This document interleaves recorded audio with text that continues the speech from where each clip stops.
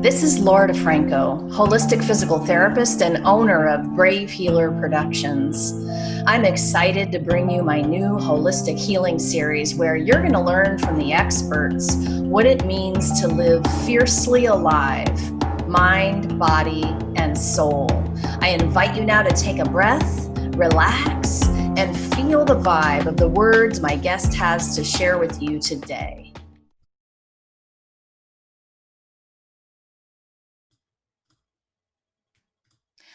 Welcome, everybody, to a very special episode. I am interviewing the authors of a new book, The Wellness Universe Guide to Complete Self-Care, 25 Tools for Happiness. I cannot wait to introduce you to three of our authors today. Welcome, ladies. How you doing?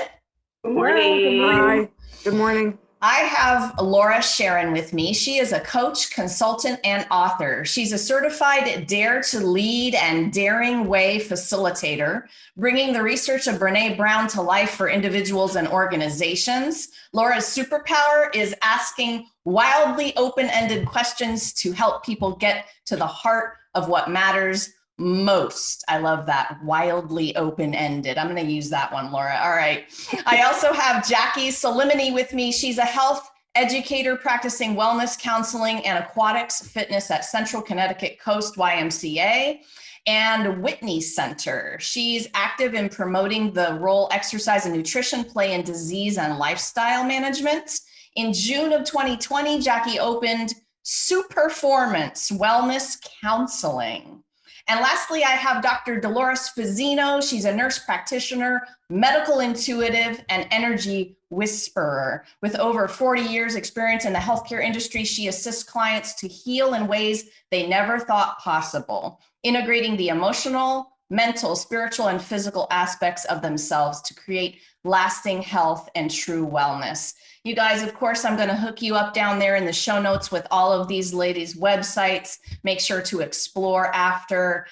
So let's start this party off with you, Laura. We really want to talk about what it means to be happy. So for you personally, tell me about this pursuit of happiness and a little bit about this chapter that you wrote. Yeah, thank you, Laura. I'm so happy to be here. So personal happiness has been quite elusive for me most of my life. I'm a trauma survivor from childhood. And so I've spent the majority of my life from 24 on working to heal from all of that. And as it turned out, a lot of the healing was about grieving. And so my chapter is called Opening Your Heart, a practice to clear your path to happiness. And really for me, a huge part of the recovery process has been learning how to trust my own intuition, to go inside myself, to have compassion with myself, and to really tune into my heart and what my heart is trying to tell me most of the time, because I spent a lot of years ignoring that and my intuition. And so it's really a bit about reclaiming, my power and who I am, and the grief process that we all experience as human beings, and doing that using an inquiry practice where you ask yourself, you go inside instead of out to somebody else for help. You're also an amazing poet. Tell us about that poetry book you wrote. I always love talking about poetry, you know that. So I wrote a book of poems and drawings. I made them over 30 years ago, and they sat in my closet for all 30 years. And basically they were expressions of the memories I was having of my trauma. When words were very difficult, it was very hard to speak the truth of what I was uncovering. I could at least write and draw. I do pastels, and so I pushed the color around on paper. And so last year, in 2019, I finally got my brave on and got a lot of help to publish that book and put it out in the world. And it's called When I Lay My Hands on My Heart. So again, you'll see the heart theme a lot in all that I do. When I lay my hands on my heart, healing through words and color. Thank you. I thought a little bit about that, and the 30 years is what I was thinking about. And it's like, I guess what I want the viewer to know is that it's never too late, you guys. It's never too late.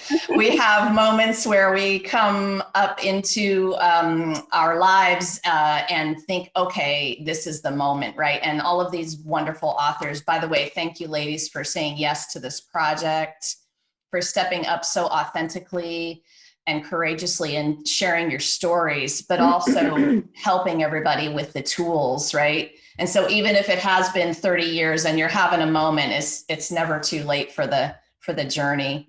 Laura, can I add one thing about the 30 years? Yeah. Yeah, so the 30 years, let me just say that I actually had the poems and the drawings bound. It had a beautiful cover. I mean, I literally put the thing together and it's set and had copies made. And every now and then I would give a copy to someone who I thought it might help. But it wasn't until I was brave enough to share that with someone who I work with and who's a good friend of mine now, who said to me, wow, there's like so much you need to say and about this issue in here, and we can put a framework around it, a narrative to help people understand. And she really like walked with me through the process. And so I guess that's the real lesson, I think, is that, we get there when we get there. For me, it was 30 years. It was like that shame and all the feelings I had about being seen and telling my story aloud held me back until I was ready, and luckily I lived long enough to be ready. Well, that's another point that we may need to talk about. That life is short point. Thank you, Laura. Jackie, I'm going to move to you to answer that same question. So tell me a little bit about what the pursuit of happiness has meant to you personally, and a little bit about the chapter that you wrote for this awesome book. The pursuit of happiness means that to achieve ongoing happiness, we want to focus on our inner spirituality. We want to look at all of the wonderful things and the wonderful people in our lives. We want to be grateful for the good things that we have. And I believe, and from what I have seen, that in doing so, happiness is an achievable state of mind. And so when I wrote my chapter, I started out with 3 different really personal vignettes. And then I narrowed it down to one aspect in my life pertaining to long-term unemployment and how that came about. And I look at that, when I was writing the chapter, I thought this is such a tragedy. I just can't go back and revisit this, but I'm going to have to get this done. And I was reminded of all of the ways that I really had to relearn how to get happy, how I focused on what I could do to make changes in my life, leading to a happier lifestyle. And so I had a lot of success with that. There was family involvement, family support, which was very important. I'm not sure that I could have gotten to where I am today without their support, but I really did have to focus on mental changes to make to get to a point of happiness, to start living a life of happiness. But the loss at that point was for me, it was so overwhelming that I was kind of lost as to where I was going to begin this process, where the process was going to start for me. Does that make sense? It does. You said something about gratitude a minute ago that kind of struck me, because I think that gratitude is a big part of happiness practice. And it may even be like the one quickest thing that could shift your energy if you go toward it. Talk a little bit more about gratitude in terms of how you used it. Gratitude is a fine point of happiness. It is a part of happiness, and sometimes it even is happiness. And so when we look at the positives and not the negatives, when we don't we're shifting our focus from the negative to the positive instills changes in our ways of thinking, in our ways of doing things, and our ways of living our lives that lead to happier lifestyles. I'm grateful for family. I'm grateful for the beauty that is in my life. I'm grateful that I'm very healthy, and all of the people who have helped me to get there. So it wasn't a solo thing for me. There were people who were there for me, who believed in me. There were many people who believed in me and who knew that I could achieve something much, much better. And so today, when I read about happiness, which is frequent, gratitude is often side by side with the happiness factor. And I'm not sure that one could be truly happy without being grateful. You said it. Gratitude is happiness. I love that. Thank you, Jackie. I'm so grateful to you. I'm so grateful to Anna that today I've got a chapter in a book. I was thinking the other day, how the hell did I get here? But I'm there.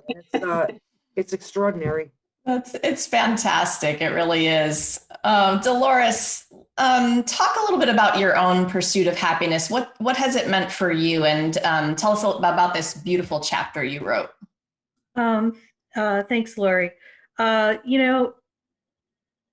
when you look back at, I look back at my life of where I've been and where I am now, I really wouldn't trade one bit of it, because I feel like I needed to go through whatever I experienced in my childhood and in my 20s and 30s, unraveling it for several decades to where I am now when I'm on the other side of it. It's like, it was really a blessing, and it's gotten me where I need to be right here in this moment. I'm a recovering perfectionist, if you want to call it that, because my MO growing up was I had to be perfect and I had to be the best at everything. And us high achievers who are empaths, intuitives, and highly sensitive people, think that it's all about us fixing everything and looking good and being perfect and stuff like that. And it wasn't until, I hit my 30s where I pretty much hit rock bottom. And just unraveling all the experiences, the dramas, the boundary issues and stuff like that, that it finally, hit you that, I'm trying to be happy by pleasing other people. And what about myself, and really honoring and loving and appreciating myself for what I bring to the table, even though nobody else could see that. And that was a huge eye opener. And it was about, Laura, I'm going to piggyback on what you said too. It's like, it's about trusting yourself. You get to the point when you hit rock bottom where you can't trust anybody, and you don't even trust yourself to make the right decisions. So it's about building that foundation and having a relationship with yourself. And I always say this to my clients is that, the longest relationship you're ever going to have with anybody in the world is the one you have with yourself. Seriously. I mean, so what are you doing about it? And, how is that looking and how is that feeling? So I found the biggest step for me was just having a lot of self-compassion. Because when you're always trying to fix things and do something to make it better and reacting, you go down the rabbit hole. And for me, when I learned about self-compassion, all I need to say was just, universe, give me some more self-compassion. Things would shift in an instant. And so where I'm at right now, we're still works in progress, all of us. It's like, yeah, there's days where it's just like, oh no, that's like, I don't even want to get out of the bed because I'm feeling, whatever's going on, being an empath. And, sometimes I have to realize, okay, this is not my stuff. And also just let me have a lot of self-compassion. What I found, and that's allowed me to be happier within myself and just have that sense of inner knowingness, no matter what the chaos is spewing around in the external. And I think we see that right now. And we've had evidence of that in the last several days. that, yeah, you could get easily triggered and get out of that space, but it's like, it's up to us individually. We have a choice whether we're going to react or respond. And Yeah. how are you going to respond? So sometimes it's self-care is pulling yourself away from that and just saying no to it and just, trusting your inner knowingness. Yeah, for sure. Oh my gosh, you said, recovering perfectionist. Anyone else? Anyone else here? I also I use, work with a mentor to fight that one off. yes, that might possibly be like the lifelong journey. I also say recovering good girl. It all kind of gets wrapped up in one there. And I love that a lot of us have had that same journey. We're helping each other by having these kinds of conversations and just continuing the awareness practice. And that's actually what I want to talk about next. And Dolores, I'm going to stay with you for this one because just about everything you just talked about was a beautiful way to share the awareness that you practice every day. Because if you're not in that practice, it's very likely that, you're kind of moving unconsciously through your day and not particularly super happy because you're in that reaction mode all the time. Can you talk a little bit more about how important awareness is when it comes to this happiness, and how do you practice maybe some other different kinds of ways? Oh, sure. Thanks, Laura. I have to, once you're awake, you can never go back to sleep. Number one, that's what I'm going to say, because, you just can't. You could try it, but it's just not going to work for you. So self-awareness is huge as far as I'm concerned. And once you're aware, you have more choices than you could imagine, okay? Because you see how things are happening, and it's just like you're seeing how you contribute to collective consciousness, okay? Everybody contributes to collective consciousness. Every thought, every belief, every idea, whether it's positive or negative, goes into collective mass consciousness, okay?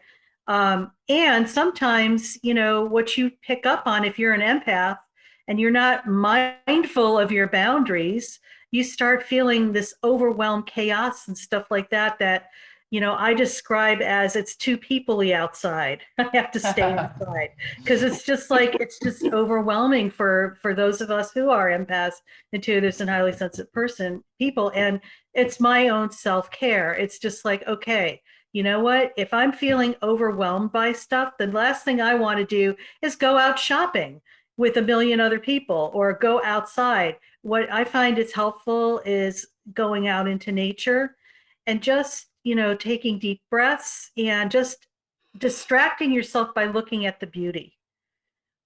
Also, it's about, energetic boundaries, which are so nebulous that, for empaths, intuitives, and highly sensitive people, you want to be able to discern where you end and somebody else begins. So one of the most helpful things I tell people is just that and I wrote this in the other, in the stress relief book, the tools for stress relief, is that if you could just declare to the universe, if this is not my stuff, it needs to be removed immediately from my space, because by the laws of the universe, nothing can interfere in your space unless you allow it.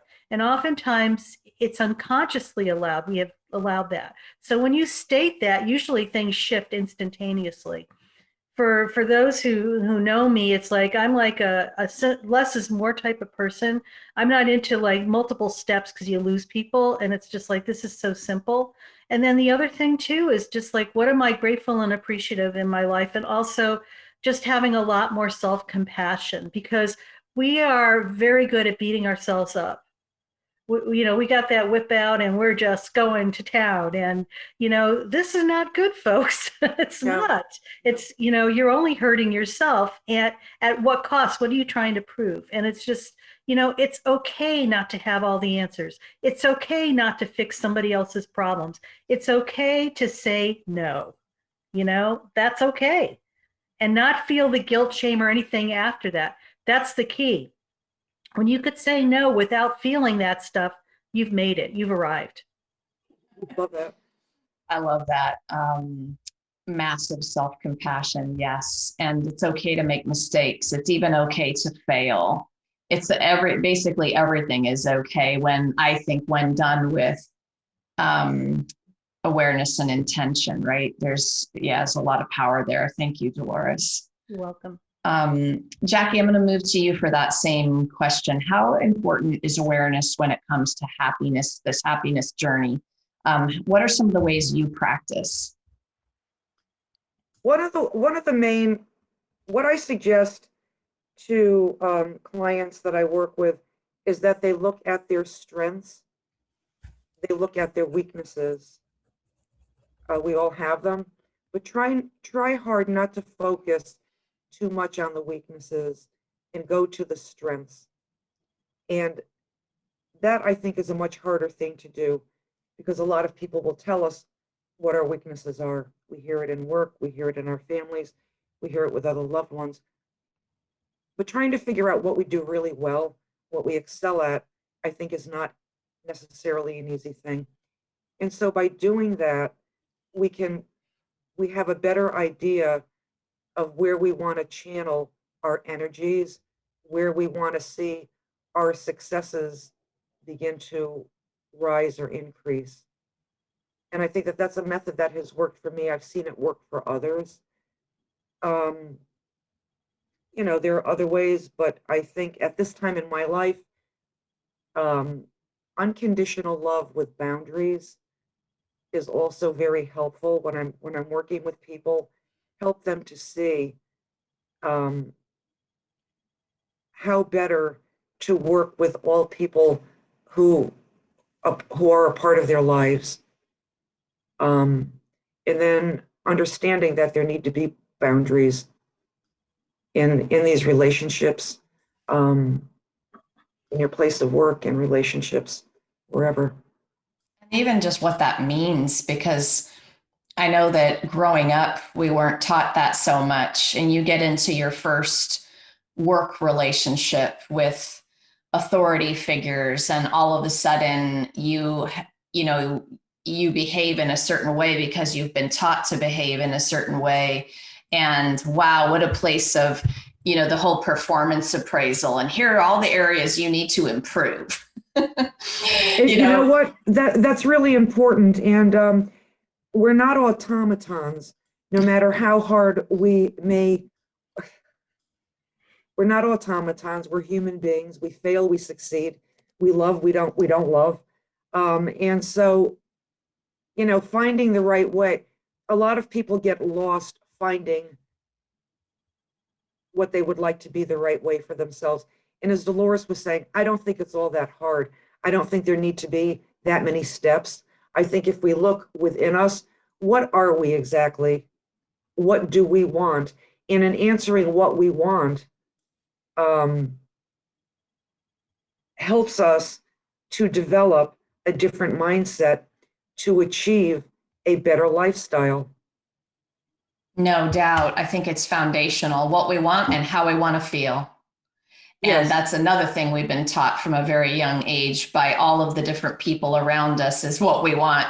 It's like, how can everyone else be telling us what we want and what we desire and how we want to feel, right? It's the solo journey there that needs to happen first. Taking what we're seeing throughout society today, we don't really have to be a part of that.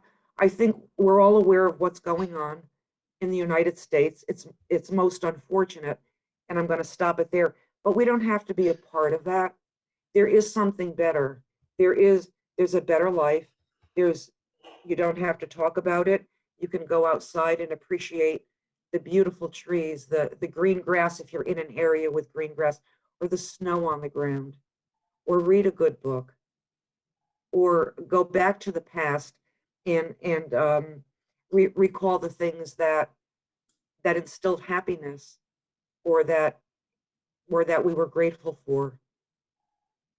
So Yeah. it's not, putting, it's not masking what's happening in society today, but it's just shifting the focus, shifting one's focus. And we can do that through, I'm going to add this, better diet, exercise, and overall wellness thoughts, wellness thinking, a mindset of wellness.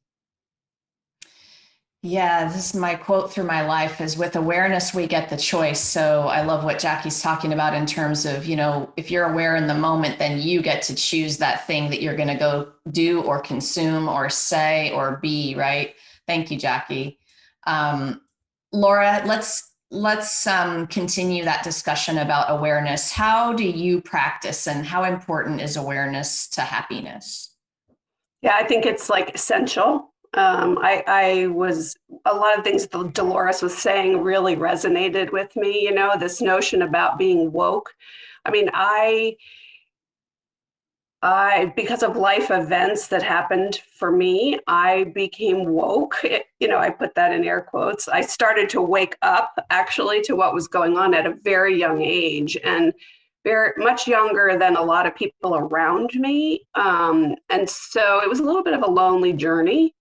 And I found guided meditation and mindfulness meditation a critical tool to help me, because it helped calm me down. It helped me kind of tap into my own truth, if you will. And when Dolores was talking about, we're the only self we'll ever have, it's in the beginning and the end, we're alone. And, I think that just learning how to be okay with ourselves and be calm and loving and kind. And so one of the practices that I use a lot is just literally putting my hands on my heart and feeling the warmth of the palm, just, sort of absorbing into my chest. And then in the chapter I wrote, I talk about the grief spot as a little diagnostic where you can kind of push right there on your breastbone and get a sense of how much grief you're holding on to or that's blocking that happiness.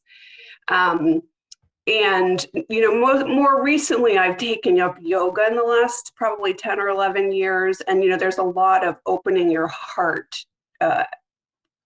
asanas in yoga. And inevitably, and it changes from day to day. I guess that's the other thing, once we become respectful of our self-awareness, and that choice comes, it's like, some days I can do a pose and some days I can't, and so for me, having mercy and self-compassion and empathy with my humanness is so essential, and it comes every day. It doesn't, some days like just it's easy peasy, and other days it's like I literally keep my yoga mat on my floor in my office, and sometimes I just have to lie down. I literally lie down and get horizontal to take some of just to get a little bit of relief so that I can keep going, So I think that, the happiness thing, like I said earlier, has been such an elusive thing for me. And often when I would hear people talk about happiness and be joyful, I would think they were full of BS. I'm like, oh, come on, like really?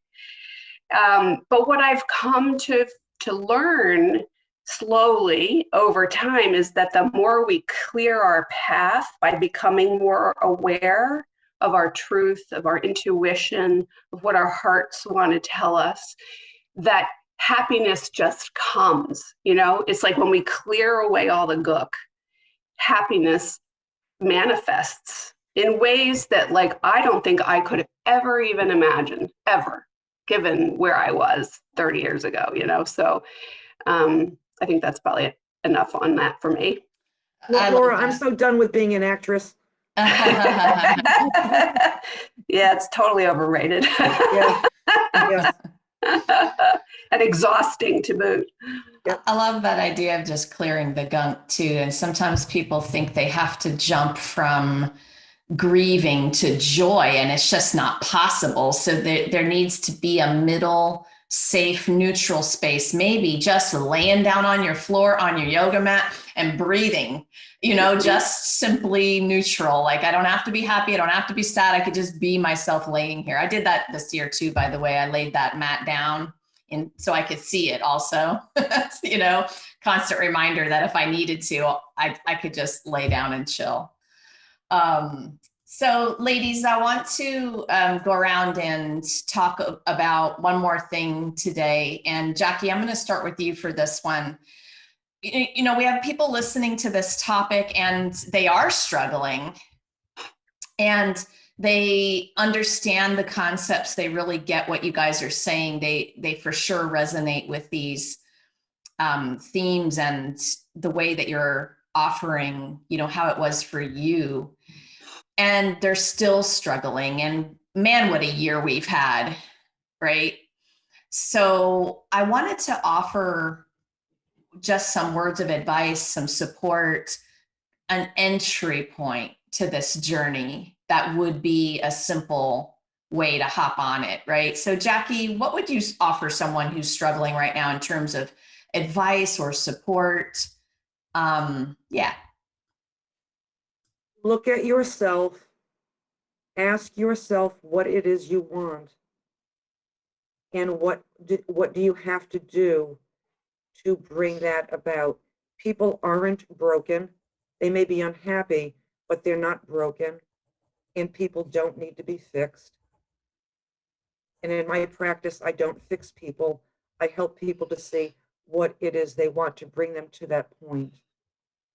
Look at yourself, find out what it is you want. You feel you need to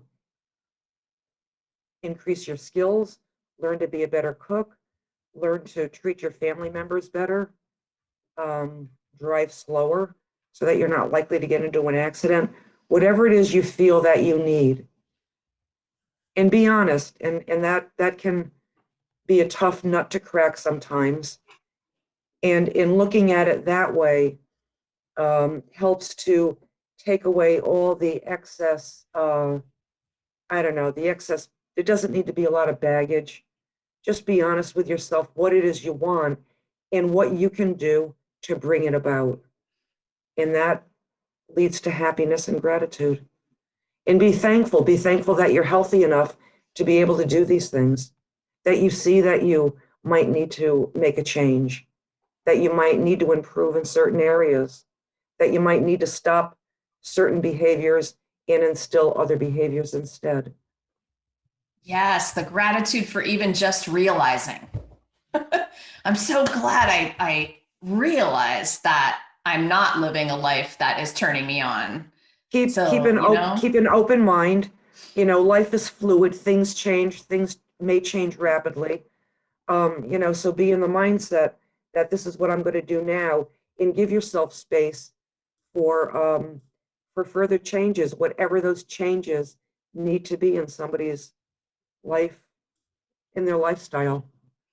I think that's going to be one of the other key things, is understanding that you actually might change your mind about what you want or how you want to feel. And that's totally cool too. We set ourselves up by creating that goal. And then what if I change my mind next month and I want something different? Well, okay. But it's okay. A mind change is okay. Yeah. That's life, right? Change is life. Yep. Change is life. Dolores, how about you? What would you offer to somebody who's struggling right now? I think the best thing that I could say is that it's okay not to do anything. I think we are in a society where we've been programmed that you have to constantly be in motion in order to be productive.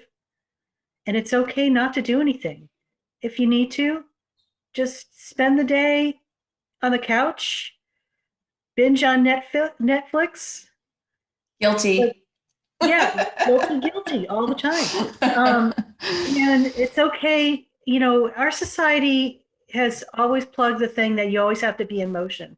And, with everything that's happened in the last year, I think the biggest takeaway I've gotten is that we've been offered a grand reset.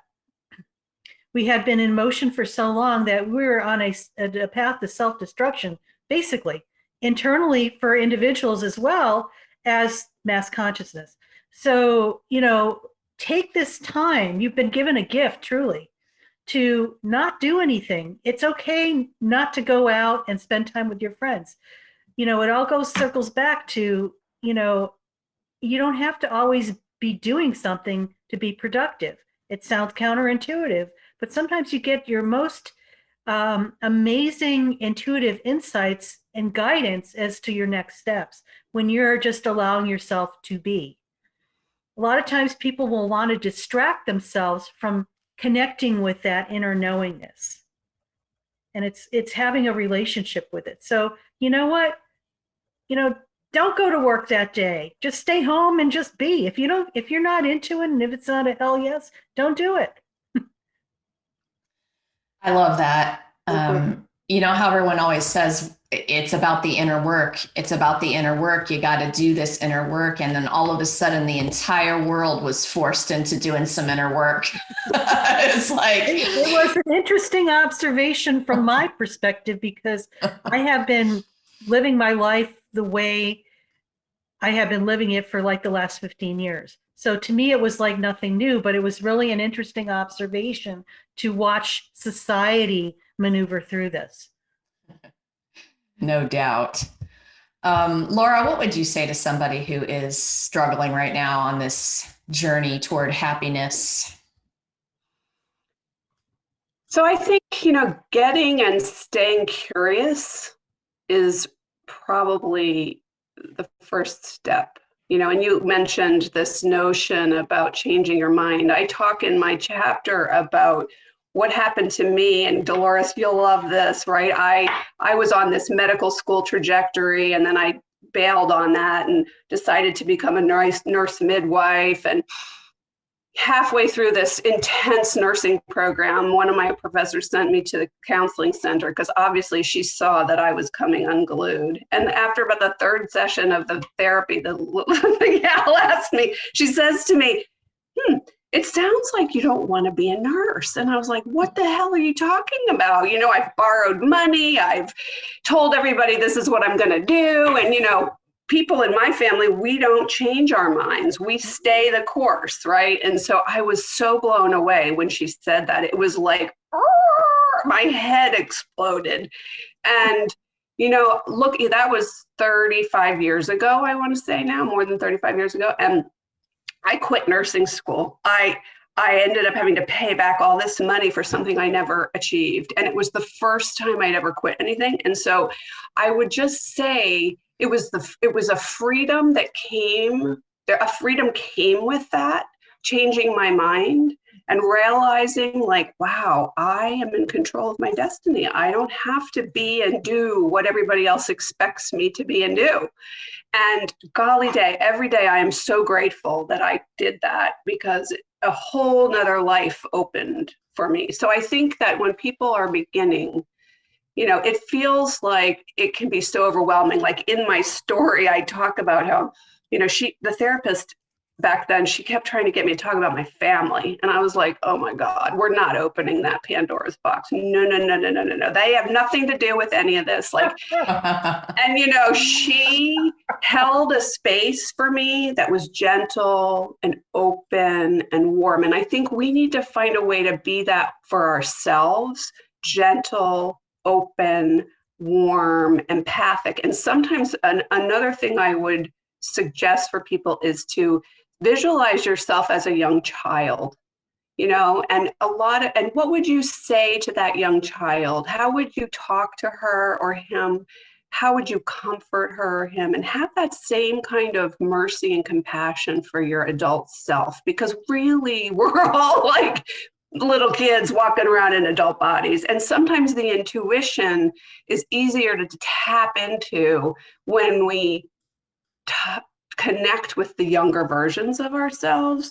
And that has definitely been a huge part of my journey, because it's a lot easier for me to have compassion for the 5-year-old me sometimes than the 59-year-old me, And so I think just having mercy, compassion, patience with yourself, you're not, as Jackie was saying, we're not broken irreparably. We've had things that have broken our hearts, and that's like a huge piece of where the healing, that inner work you're talking about, Laura, where that has to start is healing our own woundedness, right? Whatever that is for us, and the only way we can really figure that out is to ask ourselves that question. Early in my journey, I went on a lot of retreats, and I do a lot of silent meditation retreats. And one of the very first ones I went on, the facilitator of the retreat had us go outside and walk around in nature and ask everything we encountered, who am I? so if it was the grass or a tree, and I was like, oh my God, really? But I'll tell you something, that was the beginning of the inquiry practice that I've adopted for the rest of my life, which has helped me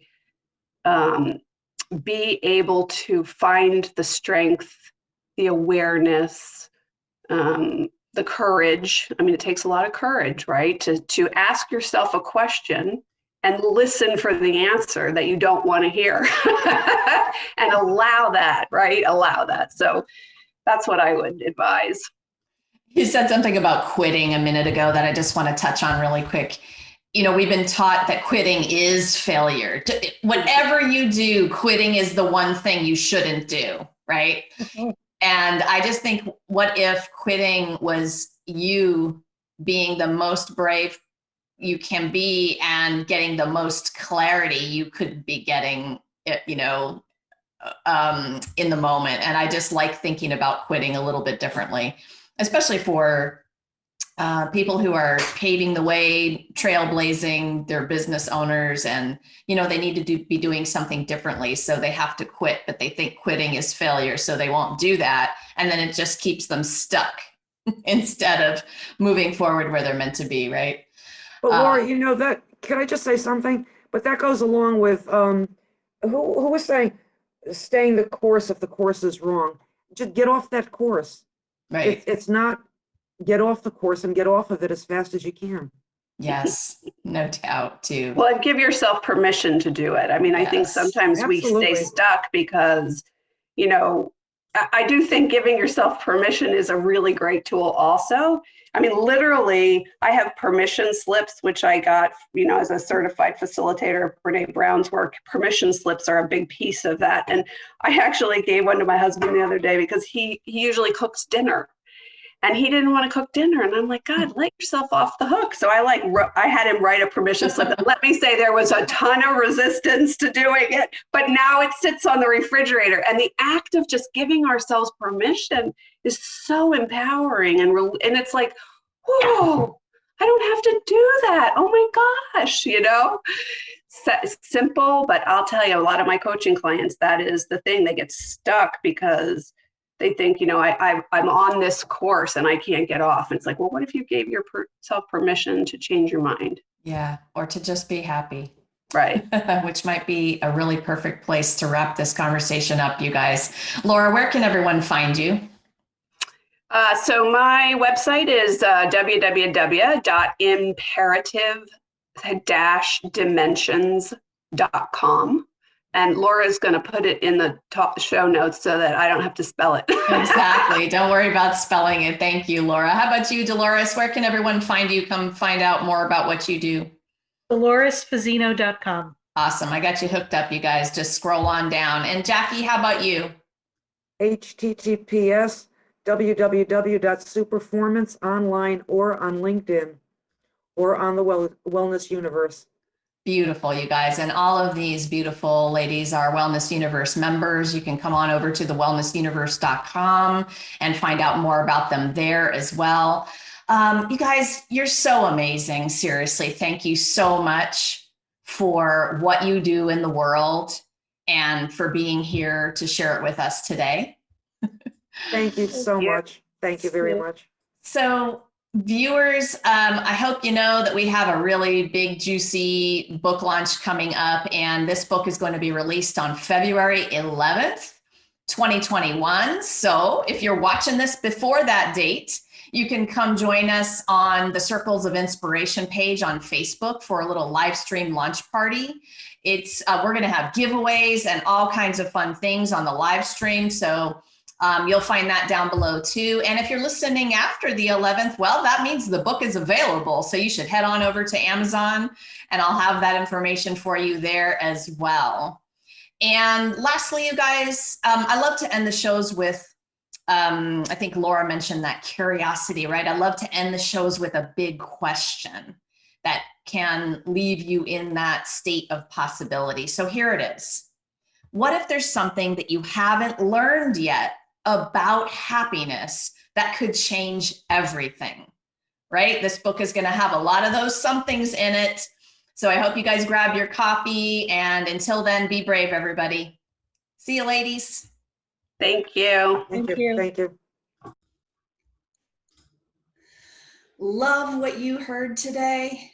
Don't forget to drop down and hit that subscribe button, you guys, and then join me over at bravehealer.com for just a little bit more healing badassery. Have a great one.